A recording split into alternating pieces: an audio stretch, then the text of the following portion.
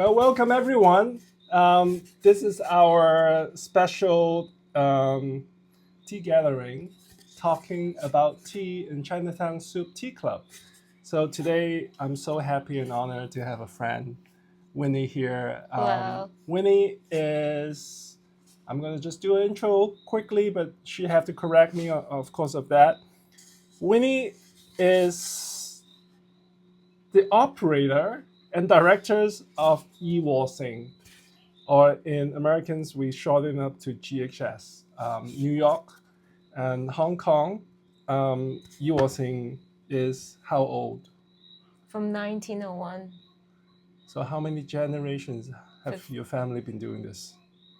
fifth generation now. Okay, so tell me a little bit about you.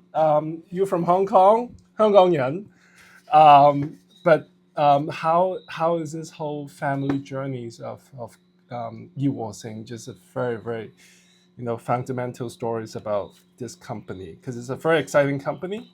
hmm So I was born and raised in Hong Kong, and this is a tea company that care from my dad. And my background is a fashion designer. I've always been in fine art. Good taste. Yeah, like I consider my dad is an artist too. Okay. And ever since I graduated from Central St. Martin's, I just feel like I want to do something creatively that still carry, like I always have something in the back of my head that I want to do something for the tea, for my dad, for my family. I want to carry on the business, but I don't know when to start, where to start. And it's just coincident that I met Tim here. It's through our mutual friends, and this is what happened. So Okay.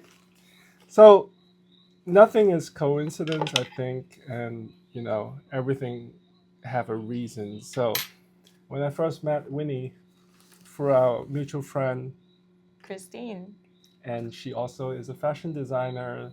And Winnie, by the way, is an amazing fashion designer. If you like anything couture and beautifully handmade and sustainable, this is it. You'll find her link down in the bottom.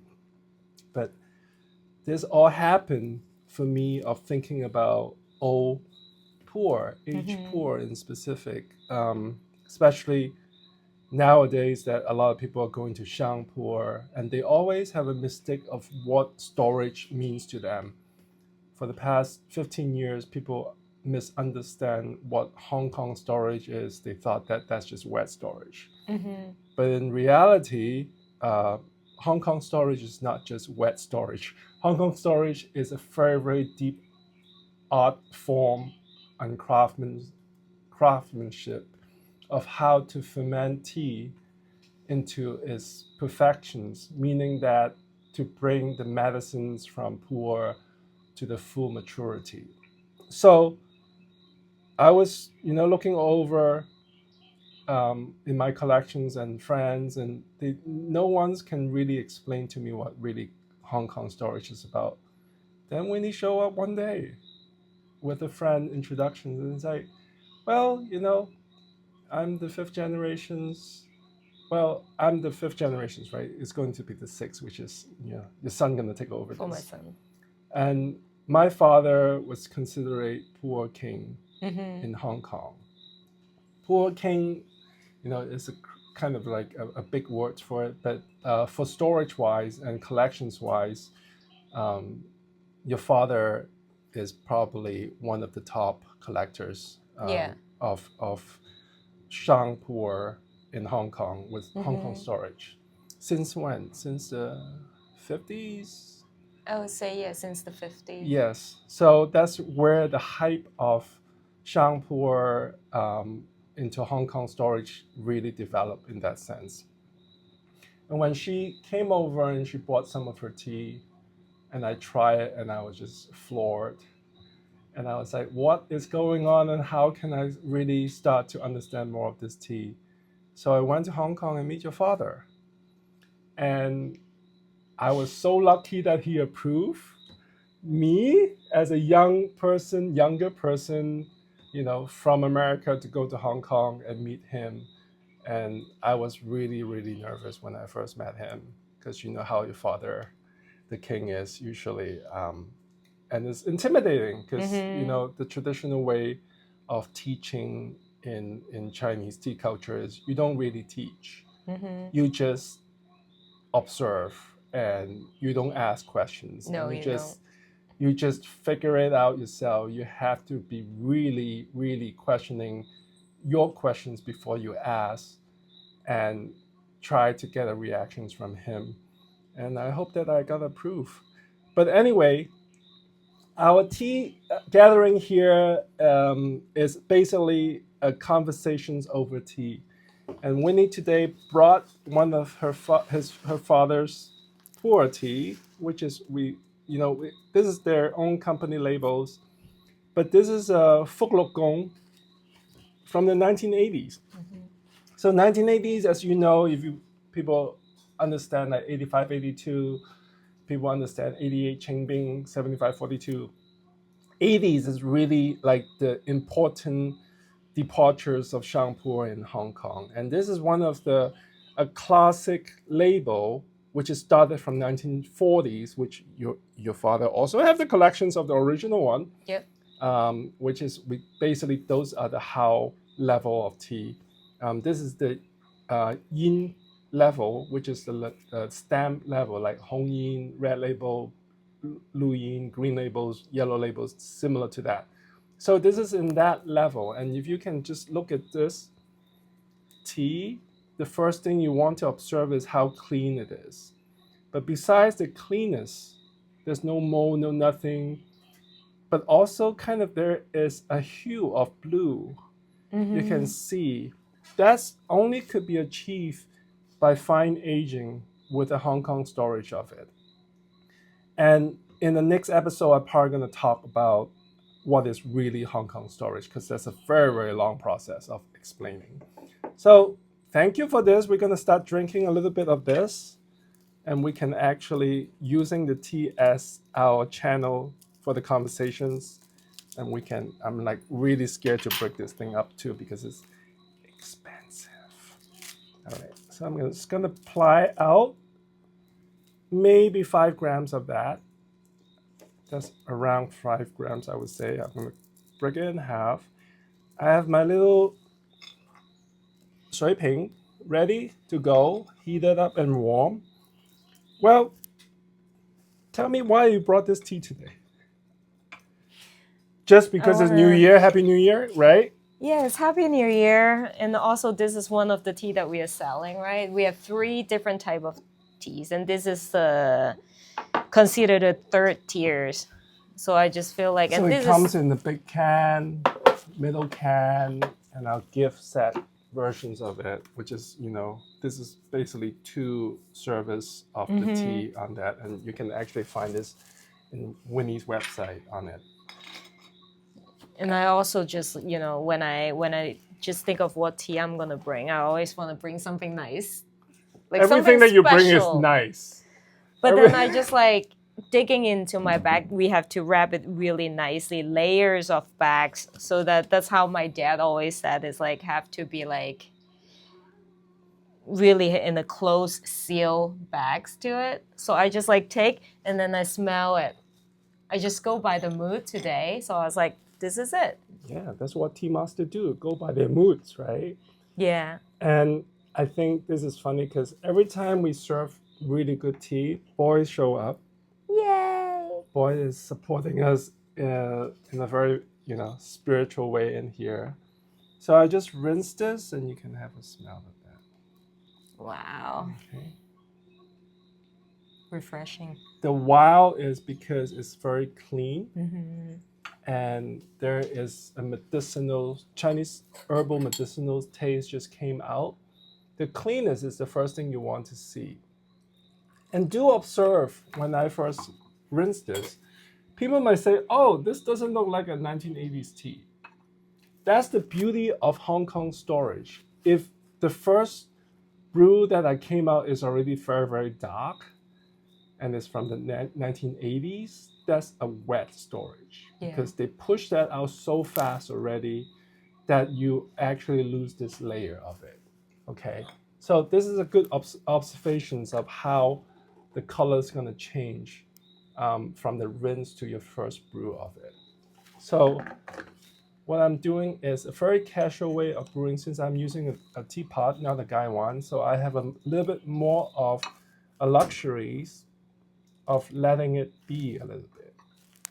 So how do you use the teapots to brew tea is you can observe if the clay is sucking in the water, and you see how this is disappearing at this point. That means that it's actually intaking the air with the heat. And once the last drop of that is basically finished, then I know I can serve my tea on my first brew. And you can really understand, I just apply that out really high compressions. So it's not open yet. This is just the surface of the brewing of the surface of that tea. This is my first brew. You can see the color changes already into that. The story about Gong Wen Gong, not Gong Wen Gong, but the Pho Lok Gong is in the myth that they said that this tea didn't exist before the 1950s, but they were wrong, because Master Chen had this from the 40s, and some of the information dated back even to the 30s. So as you can see, this is my first brew. You can still see how bright this is, and it doesn't look like your normal wet storage 1980s tea. But let's taste it.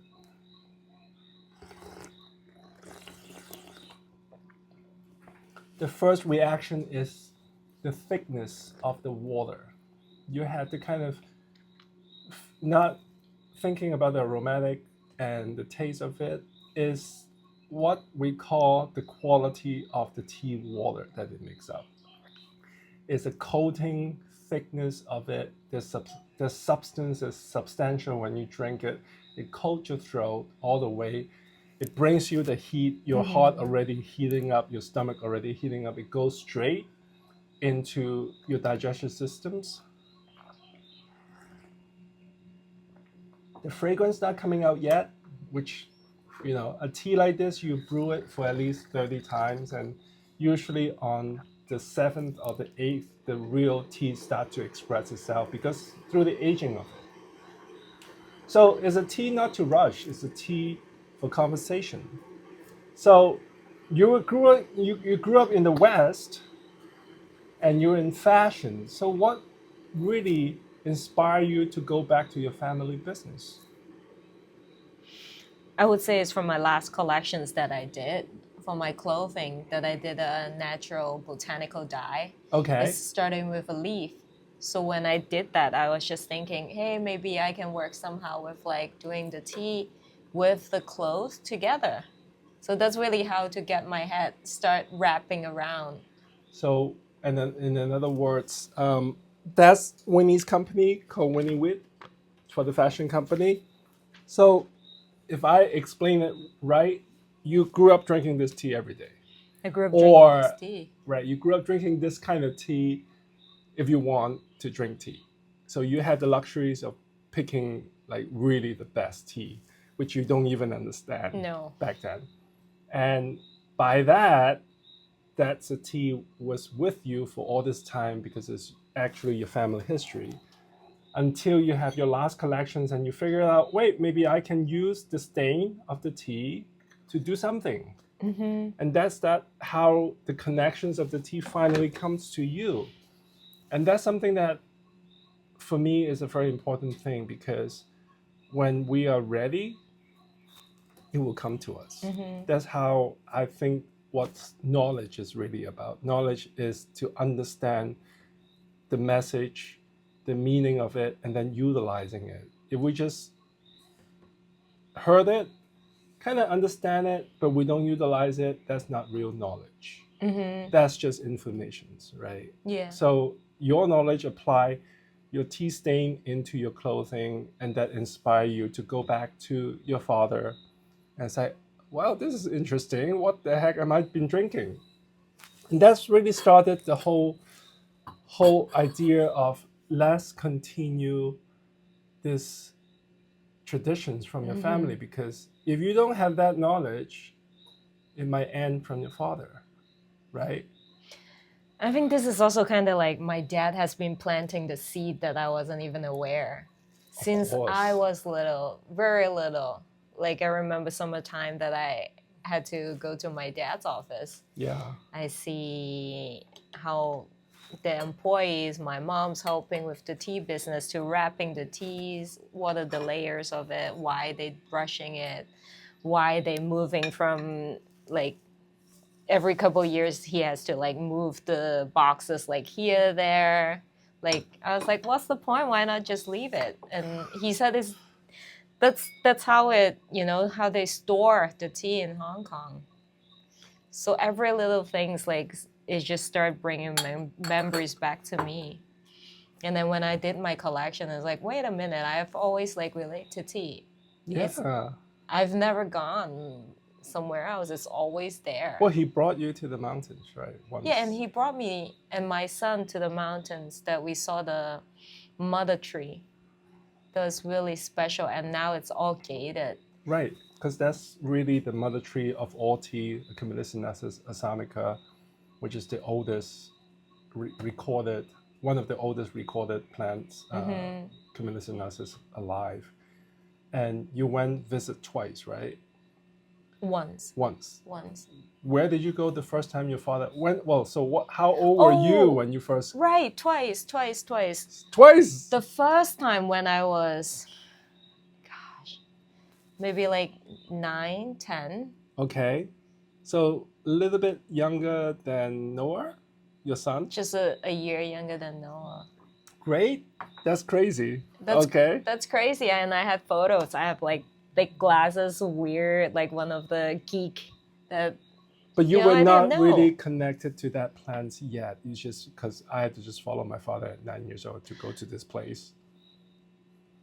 You know what? At that time, I felt like I was kind of being forced to go. Yeah. But somehow I did enjoy it. Because you do feel when you're near the nature, when you see the tree, you're like. And it was very different. There's no gate, no nothing. It's just a tree, wild tree. And then the farmers are super friendly. It feels like it's a family. Where is your father? It's a master coming in, of course. Yeah, and everyone is like bowing my dad. I was like, what is that? Yeah, and all that. So I was like, I did enjoy it. Did you have the same feeling when you went back and see that tree again? It must be emotional because then you brought your son, which is just almost the same age, which is 2 years ago? Yeah, 2 years ago. How did you feel when you meet the tree again? The environment is very different. Of course. Like the buildings, like the workers. Now they have Mercedes Benz, man. They're so rich, right? Like it's and you go through gate after gate. Protections. But when you're standing next to the tree, you still feel like, this is the tree that you know. It knows you, and you kind of knows him. Yeah, and I saw my dad is like praying, giving blessing to it. Like he's very serious. He's very humble to it. Like he's dedicated his whole life to that. Yeah, I can see that. I think it's important. I think that's the real connections when we have a tea sessions. Or when we're just drinking tea with friends or by yourself, when you have the tea in you, you became one to nature. And nature could be right here because of the tea leaves. And when you go actually see where that tree and where you harvest that tree, then that connection is even stronger. And you're almost like emotional. Especially emotional. And that's definitely, for me, there's a spirit in it. Everything has a spirit in Chinese traditions as we were growing up teaching, but when you feel the spirit, you don't need to explain it. It's there. It's there, even though we can't kind of verbally, talk about it or take a picture of it. It's still the spirit is there. So that's your second brew. Have it and see how they're different. So our second brew already the color changed. This is our third one. That should be pretty much to the color that we are looking for from a proper 80s Hong Kong storage. The color is so rich. It's rich in a sense, but there's vibrance. And then there's like, feels like there's clean oil around You see it. how vibrant this color is?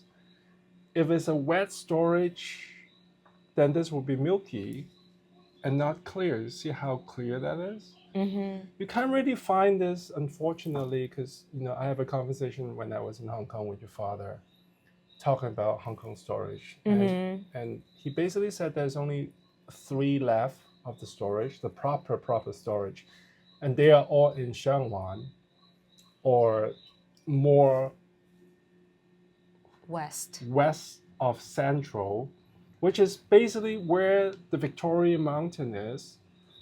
Your back of the building usually facing the mountain, and your front is facing the oceans. So the mist come in the morning.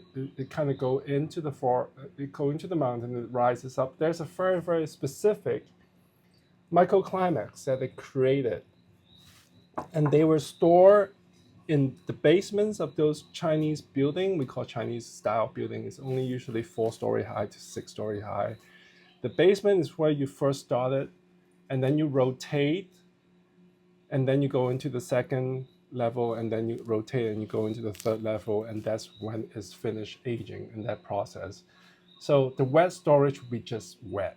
You don't go through those stages of it. So that's a very different. And when you look into this brew, you can see that kind of a mist coming out from it. And I always call it the chachi. A lot of scientifics have proven that's just tiny water vapors going up and dropping back down. It's poetic just to look at it, and you can not, ignore there's something going on in this tea on that.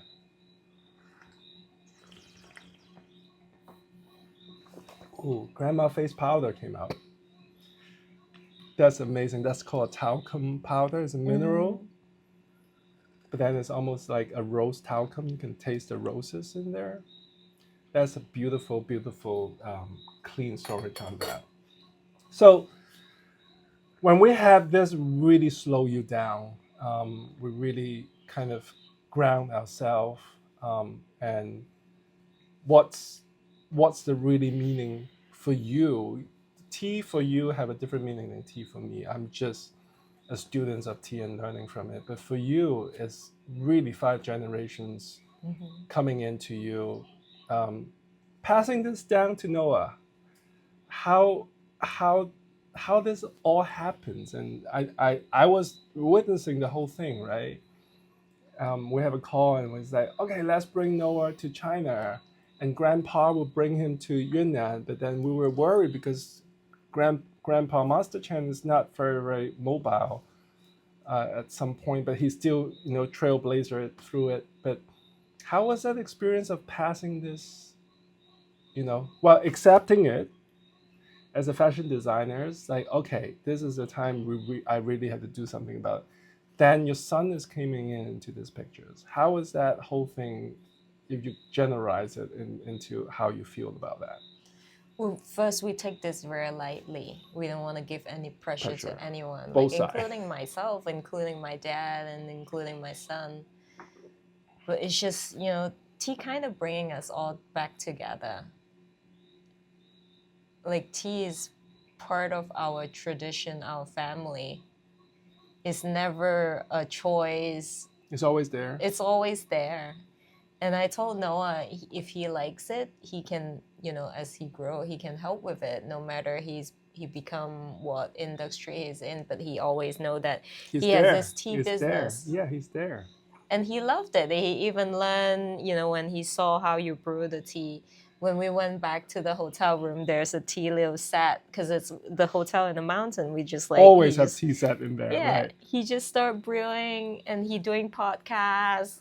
Yes. He was like, "Mommy, can you record me?" So he was doing like the 7 cup of tea theory from you. Oh my God. It's really great because of, I think, it's really because you're sincere about it. You're not doing this with a different idea of like, okay, I have all this thing and I just need to cash it out or sell it out. because this is something that is it's really coming in from your family. It's your heirloom in a way. It represents your family deep inside. So you want to fully understand it before you introduce it. There's a sincerity in it. And I think a lot of times that sincerity help recognized by other people seeing it. Like this time, the last time we were in Hong Kong, I didn't expect anything. And your father is like, okay, let's do it. Okay, I'm ready to, let this to share to the Western world. And I just talked to one of my auntie that from Agnes that owns Osage Gallery. If you're in Hong Kong, you have to visit this gallery. They're having a great tea show right now. I just asked Auntie Agnes, like, yeah, I'm coming with the tea master. And Auntie Agnes saw it, it's like, tea master? It's like, yeah, he's like the genuine Puerh tea master. It's like, why don't you just invite him over and have tea? And we did without even having any premeditations, any idea. 50 people show up. Mm-hmm.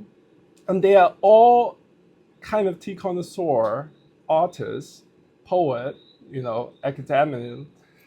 And I don't even know what I did. But then the most beautiful thing is we're brewing 50 people in a small space without really any Equipment. help and stuff like that is not an easy thing to do. But then Noah came over. Yeah. He will be coming over and start bringing the stuff and start serving, even though it's chaotic, but it's great. And then it just starts serving, and then it clicks to me. That's it. That is all. What is this about? The sixth generation just came in and he actually brought in two other friends, Yeah. right? Yeah. From Vincey's family, and they just start doing this all together, and they were like going around pouring people tea. It was amazing, and then that's really clicked to me. It's like, okay, the sincerity brought us to this point. The whole point of it is to how to pass the knowledge down to the next generations. Mm-hmm.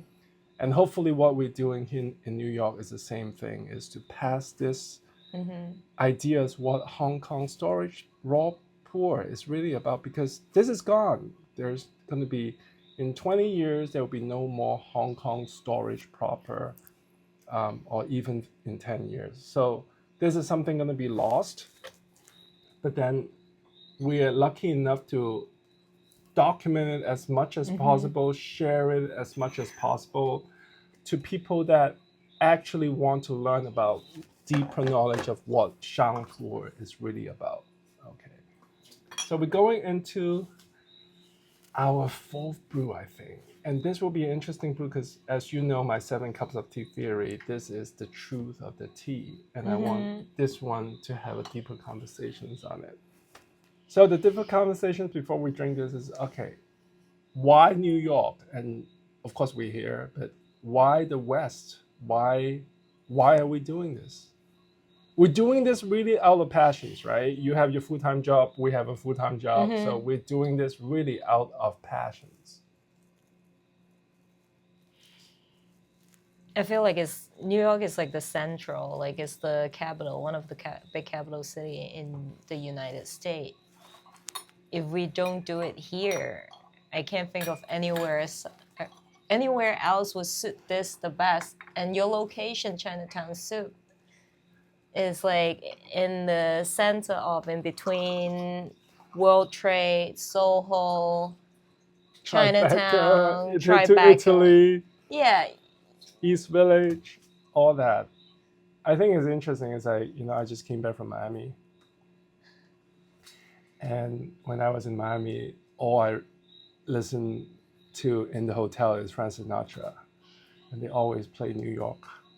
Like if you can make it here, you can make it everywhere. So there's a lot of reasons that, let's try to introduce this kind of level of puerh tea to the New York tea enthusiasts and see their reactions. I think the tea will speak for itself. because once you drink it, you feel very, very different than what you've been drinking before. Yeah. And this is just the very, very beginning of it, because we're starting from kind of the first editions of Bingdao, which is Ice Island, all the way down from the 1990s, 80s, 70s, 60s, 50s, 40s, 30s. So we have the full collections of that. And if we have a good reaction to it, then we can bring in even older things from the Hao era of it.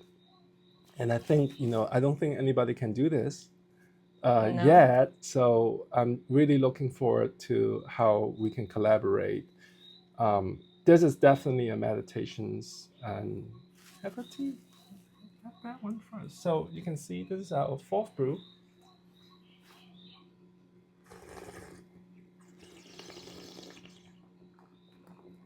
I hope I brew it okay.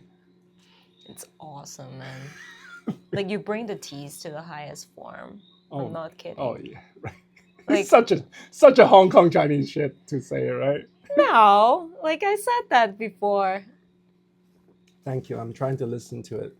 Sometimes when we're doing multiple things going on together, it's hard to concentrate. But it's so easy also to concentrate when everything is going chaotic, because if you send out everything that is not important, you can just focus on one thing. I think that's what the tea taught me on it. This is such a warming.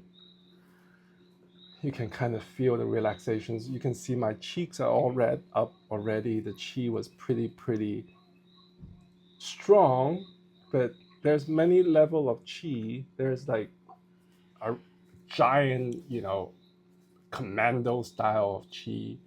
There's many style of qi coming into tea, but the good qi is effortless. When you have it, it just stay with you. It accompanies you. It doesn't shout for it. It's just doing its job of making you feel good. I think that's a kindest kind of qi from a tea. And it's hard to, find this kind of qi, because a lot of the new productions, they want the crazy strong tea qi, and you just like blast you, and then you're just like, oh. But that's not the point. The whole point about drinking this kind of tea is not to get drunk, because a lot of people would love to get tea drunk. But the whole point is not really to get so drunk that you can't function. Yeah. And that's based on how kind the tea is, and how the productions, and also the time of patience to age it. If you push it, of course it becomes aggressive.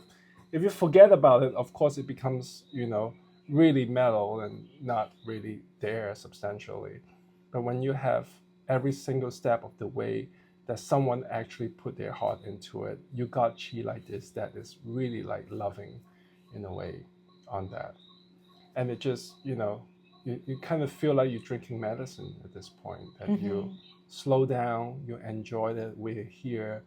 You were so afraid of doing a tea podcast before because you don't know what to do, but now you just feel simple, right? It's just a conversation. So I think what I love about collaborating with you and doing all this tea packagings and idea is you also believe in collaborating with artists that have the like-minded in different categories of making tea cloth, making utensils, tea bowl, a lot of different things. And I've been seeing this in a very, very, fascinating way, because I'm seeing younger generations tapping into the really, really old tradition, which the middle generation kind of skip. And you are going to collaborate with two artists? Yeah. Can you tell me about? So with the tea ceremony cloth, I was collaborating with an artist, Anka. He has a store in Kowloon side, Second May, Hong Kong. And he does all these yam dyeing, natural dyeing, that it takes layers. It's kind of like the teas, indigo, but it's like the tea layering that it takes days of dyeing. The old way. And then you need to go through the process of sun dry. Look at What is how it called? beautiful What is it this called? Actually, the proper name in Chinese or Japanese on this. 樹亮染. Sulan. Have you heard of like those 婆仔布? It's Yeah. like those, that was like that. But this is the yam dyeing. That And this is a linen root. or So this is, no, this is not just, there's linen to it, but there's 2 yarns of linen and then 1 yarn of wheat. It's like a remy. so it's a combination. It's a fire, they call it as fire linen. Okay. And you know the width it is, it's because of the old grandma hand loom all this. So we decide to have a cloth that with the length that suits the width to do it that way. Beautiful. Wow. So how long see does the it take for texture? him to do this? It takes months and it depends. On the Because weather. it depends on the weather as well. And then once I collect it, I have to let it sit. You can't just use it right away. It has to absorb. And it's really inspired me thinking of the similar, that if you want good things, you have to age. Right. And this is the second person that you work with. So this is work from Kenneth Lee. So he handmade this is 茶則, and there's his signature in it right here. What kind of material is this? This is lacquer? I think it's a lacquer, yeah, that's right. It's a black lacquer. Okay. You know what's the inside of this thing is? No. Time to figure it out. This is all I about will. discovery, and you can see how it feels naturally. This is not plastic. It's all handmade. This is all, traditional lacquer. Lacquerware is when you apply each layer of the sap into it, layer by layer by layer by layer, until you build up the texture of it. So it takes a lot of time. So this will be something that you're looking forward to come up with is a full package of tea servers, and then the cloth. Right. Cannot wait. Are you gonna start to collaborate more with more people that you? We also have one person and one artist. An artist she does Chinese calligraphy. Right. For our brand, so you can see it with the. All the package have a Chinese character, which is actually calligraphy by this artist. What's her name? You forgot. Okay. I forgot. We'll put that link down in the bottom. But his name is Bat Muk. I forgot her The English real name. Well, that's But her name. that's her artist name is Bat Muk. Wonderful. So we're gonna start planning on launching this in New York. We're gonna start to do different events. Each one will cater to a specific tea, and hope you guys can enjoy. And if you want to find more about Winnie's work, I'll put the link down there, and also the artists we talk about. So hopefully, we'll drink more of these. Yes. So, salud. Thank you for bringing this tea in. I know that we don't Chen, but